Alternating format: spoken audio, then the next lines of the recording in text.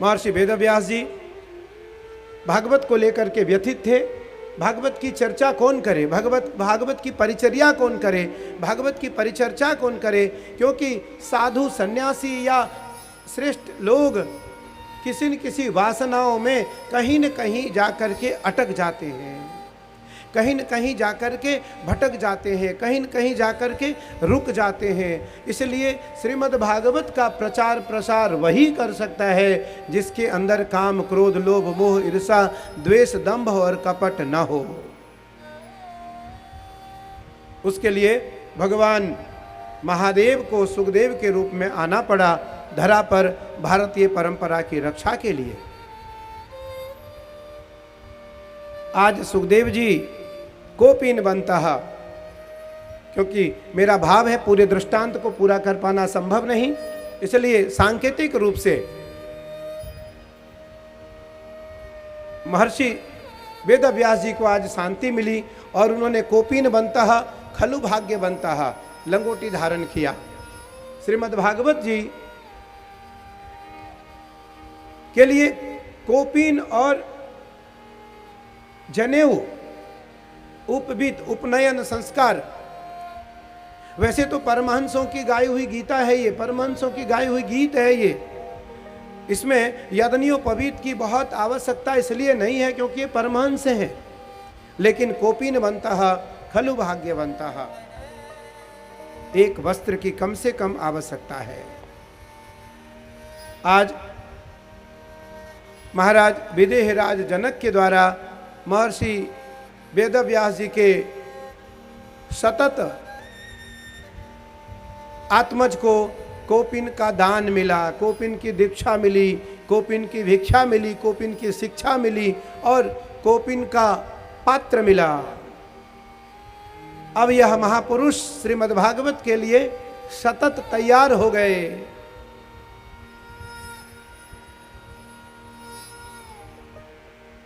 सनत कुमार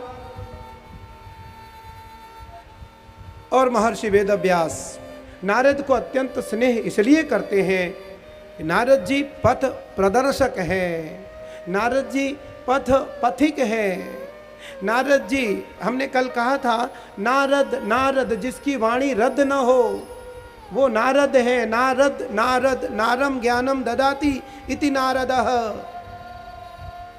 नारम ज्ञानम ददाति इति नारदः। नारदो देवदर्शनः दुर्लभो मानसो देहो देही नाम क्षणभंगुरः।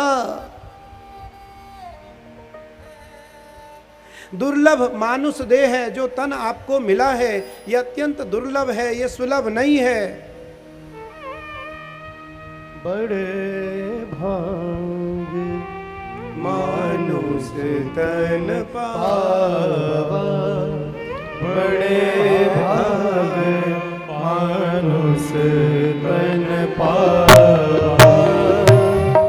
बड़े भाग्य मानुष तन पावा, बड़े भाग्य मानुष तन पावा। सुर दुर्लभ सब ग्रंथ निगावा, सुर दुर्लभ सब ग्रंथ निगावा, सुर दुर्लभ सब ग्रंथ निगावा, सुर दुर्लभ सब ग्रंथ निगावा। बड़े भाग्य मानुष तन पावा, बड़े भाग्य मानुष तन पावा।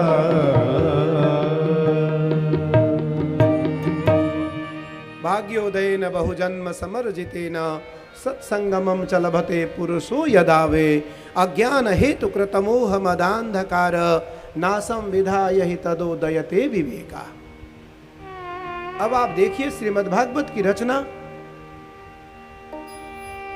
और रामचरितमानस की रचना में कितना अंतर है, लेकिन दोनों एक ही पुरुष हैं।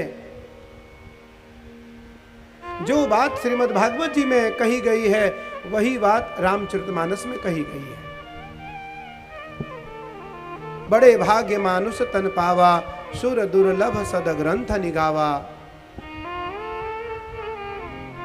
सतम विहाय भोक्तव्यम, सतम विहाय भोक्तव्यम। क्षमा करना मेरा, कोई नहीं, हमें तो कथा करनी है, गाने के लिए ये बैठे हैं, ये गाएंगे। कथा दो प्रकार से होती है, एक बिना संगीत और एक संगीत। जो व्यास पद्धति कथा है वो बिना संगीत की है, जो नारदीय पद्धति कथा है वो संगीत के युक्त है, संगीत से युक्त है।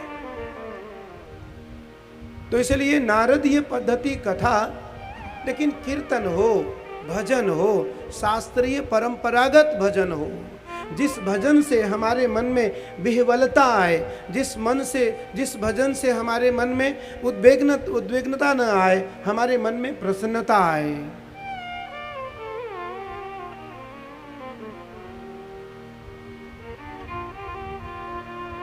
तो सतम विहाय भोक्तव्यम, 100 काम को छोड़कर भोजन करना चाहिए।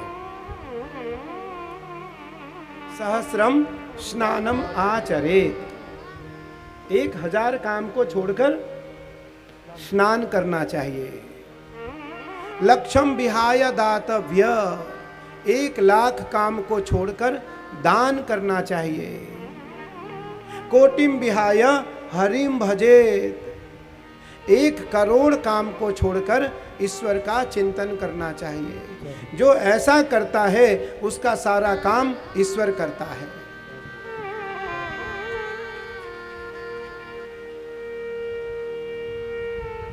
तो नारदो देवदर्शनः, अब नारद जी अपनी बात बता रहे हैं, मेरा इतिहास सुनो।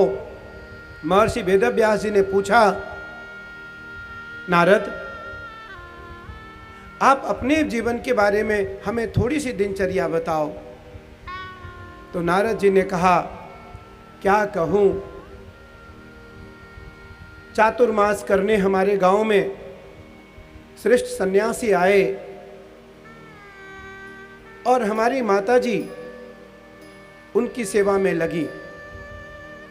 क्योंकि मैं ब्राह्मण माता की दासी पुत्र हूं, मेरी मां श्रेष्ठ वेदवादी ब्राह्मण स्त्री की दासी थी, इसलिए मैं ब्राह्मण वेदवादी ब्राह्मणी की दासी पुत्र हूं। देखो, ऐसा कौन कह सकता है? मैं फिर कह रहा हूं आपको, ऐसा वही कह सकता है जो श्रेष्ठ है या श्रेष्ठ होगा। नहीं तो लोग कहते हैं अहम ब्रह्मास्मि, मैं ब्रह्म हूं, मैं किसी से कम नहीं, मैं किसी से छोटा नहीं, मेरे में किसी से लघुता नहीं। नारद जी ने कहा, व्यास जी, चातुर्मास में हमारी माता जी सन्यासियों की सेवा करती थी, उनका उच्छिष्ट भोजन त्वदीयमस्तु गोविंदम तुभ्यमेव समर्पयेत्, प्रसाद सुमुखो भूत्वा गृहाण परमेश्वरः। मेरी माताजी उन सन्यासियों की छोड़ी हुई उच्छिष्ट भोजन मुझे खिलाती थी, मैं उनका उस उच्छिष्ट भोजन का सेवन करता था। सन्यासी जब जाने लगे तो सन्यासियों से मेरा राग हुआ, सन्यासियों को भी मुझसे राग हुआ, लेकिन वो चले गए। और अब कुछ दिन बाद मेरी माताजी फुलबारी में गई और सर्प के काटने से उनकी मृत्यु हो गई। मैं तप करने लगा, जन्म भृत्यांतमयो भूतः अस्माभिः कारणम मयः। अकारण मेरी माता की मृत्यु हुई और मैं भगवान के भजन में चला गया। एक दिन मेरे हृदय में परमात्मा की एक दिव्य रोशनी आई और उस रोशनी ने मुझे आह्लादित कर दिया। उस प्रकाश से मैं प्रकाशित हुआ, उस प्रकाश से मुझ में प्रकाश आया और फिर वह क्षण मुझसे भूला नहीं जा रहा था, उस क्षण को मैं भूल नहीं पा रहा था। तब करते करते मेरा शरीर समाप्त हुआ और मैं पुनः ईश्वर की साधना में, ईश्वर के तप में चला गया। एक समय ऐसा आया कि हरि के सन्निकट मुझे जाने का अवसर मिलने लगा। देखो, बार बार बारी मथे घृत होय, सिक ताते बरु तेल, बिनु हरि भजन न भव तरि है, यह सिद्धांत अपेल। बारी मथे घृत होय, बालू को मथने से घी निकल सकता है, घास को मथने से तेल निकल सकता है, लेकिन बिना हरि को भजे, बिना परमात्मा को भजे कोई भवसागर से पार नहीं हो सकता है। आज नारद जी का जन्म वृतांत सुन करके महर्षि वेदव्यास द्रवित हो गए, उनके रोंगटे खड़े हो गए। महर्षि वेदव्यास जी स्वयं विष्णु हैं, स्वयं नारायण हैं, पर नारायण जब किसी भक्त की प्रशंसा सुनते हैं, किसी भक्त की साधना के बारे में जानते हैं, वैसे तो वो अंतर्यामी है, उनको सबके बारे में पता है,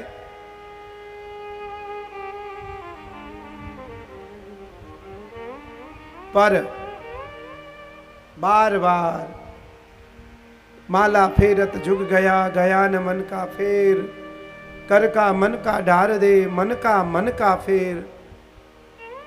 माला जपते जपते हमारा प्राण चला जाता है, मेरा शरीर से प्राण परमात्मा की ओर, परमात्मा में सन्निहित हो जाता है, लेकिन ईश्वर का दर्शन, ईश्वर की अनुभूति मुझे नहीं हो पाती है। तो ईश्वर ने कहा कि माला मन से फेरो, तन से नहीं। माला फेरते फेरते हाथों में गांठ पड़ जाएंगे, लेकिन ईश्वर की कृपा नहीं हो पाएगी यदि मन से माला नहीं फेरोगे तो माला फेरत जुग गया, गया न मन का फेर, कर का मन का डार दे, मन का फेर। मन का अर्थ आंखें बंद करो, ध्यान मार्ग में आगे कथा आने वाला है।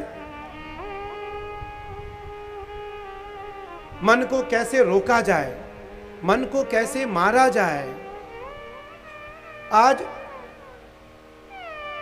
देवर्षि नारद भगवान के सन्निकट जाने का अवसर प्राप्त करते हैं।